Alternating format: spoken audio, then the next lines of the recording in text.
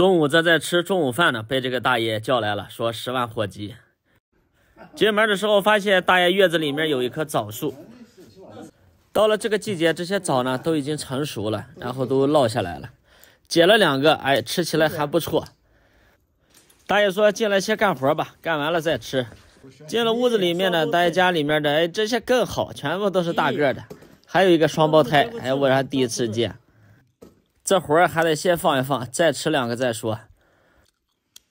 平时家里买的这个红枣其实也不怎么吃，但是这个从树上摘的那个感觉不一样。看一下大爷家这个问题吧，这是前一段时间装的花洒，其实安装好呢也没有什么问题。使用了一段时间呢，开始漏水了，很明显啊，仔细的观察，在这个位置呢，是内口撑裂了。这种情况呢也经常会遇到啊，可能就是这个水管时间太久了，10多年了。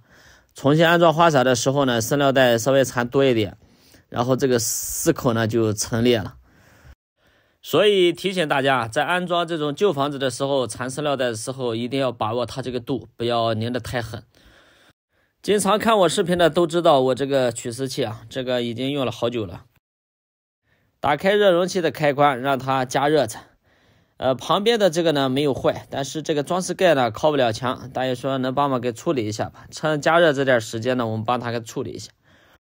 我们用一个最简单的方法，就是电钻上面上一个摩托，把这个孔呢稍微扩大一些，99%的客户是能接受的。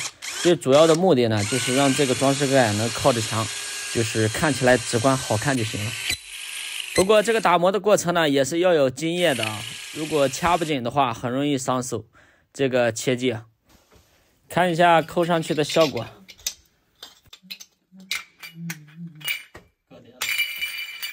另一个的话也要处理一下，一会儿我们熔完丝的话会更长。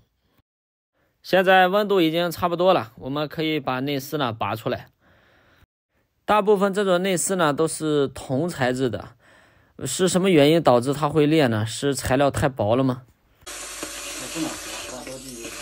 给磨头降个温，一会儿我们还要用钳子把它抻一下，给大家看一下，这个4口呢已经从里到外全部都裂通了。用胶垫也是不行的。回头的一瞬间，无意中看到客户家这个马桶啊，这个马桶下边，这个马桶很明显是抬高了，在下面垫了3层大理石，这个大理石呢和马桶那个造型做的是一样的。大爷说这样提高了以后，他们用着比较舒服一些。这也是私人定制，太有创意了。坐上来感受感受。热熔的时候，可能是由于这边的磨头太长吧，两边的温度不均匀，所以熔的时候呢，就是先把那边熔好，我们再把这个丝头呢熔好。要不然它同时进行的话，这边已经熔到位了，另一边它还没有进去。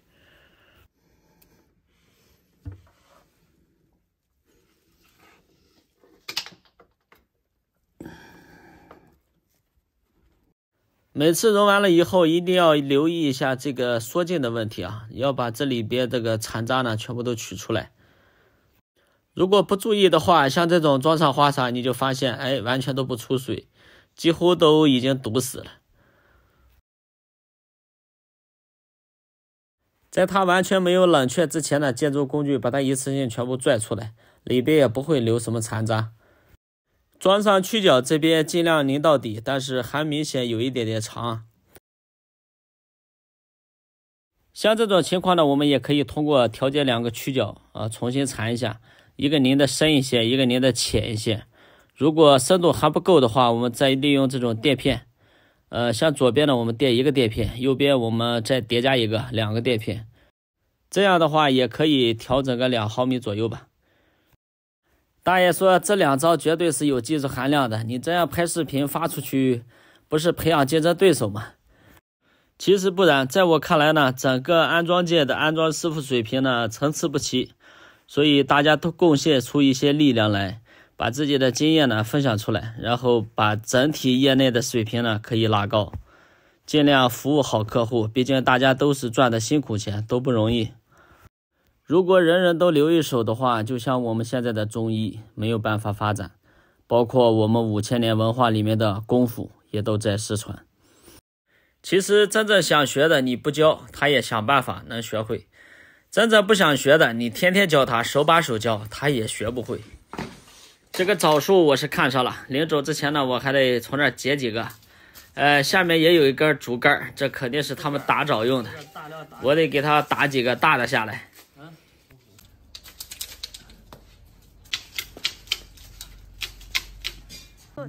这个树上其实也不多了，我就打这么多吧，带回去给我姑娘尝一尝，给摄影师装在兜里。大爷站在一旁还在笑。